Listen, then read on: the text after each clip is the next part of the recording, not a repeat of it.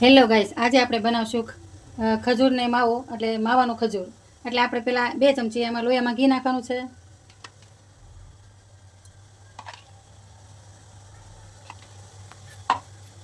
અને 1 ચમચી આપણે નાખશું મધ.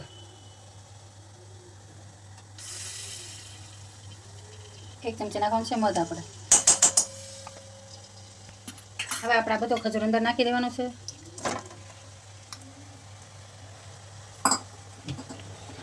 અને હવે ઘડીક વાર એને શેકી લેવાનું છે.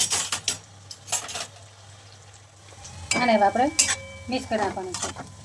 ઘીમાં ખજૂર શેકી લેવાનું છે એટલે આપણે ખજૂર માવો બની જાય સરસ. 1 ચમચી મધ નાખ્યું છે આપણે, તેથી એનો સ્વાદ વધારે આવે. અને એકદમ મસ્ત શેકાઈ જાય એટલે હમણાં હું તમને બતાવું. આ આપણો મસ્ત ખજૂર શેકાઈ ગયો છે સરસ. એની અંદર આપણે એનો માવો છે એની અંદર નાખી દઈશું મોળો.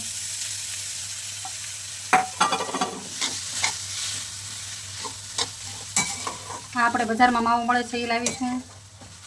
પેંડા બનાવવા માટે કે ગમે કંઈ બનાવવું હોય આપણે મીઠી વસ્તુ, તો તૈયાર માવો મળે એવું લાવીશું. અને ખજૂર પાકે બનાવી શકીએ આમાં નાખીને. અને તમે લાડુ પણ વાળી શકો. ના, સરસ મસ્ત બની ગયો આપણે ખજૂર માવો. હવે આપણે ડીશમાં કાઢી લઈશું. ગેસ બંધ કરી દઈશું અને ડીશમાં કાઢી લઈશું આપણે. હવે આપણે ડીશમાં કાઢી લઈશું.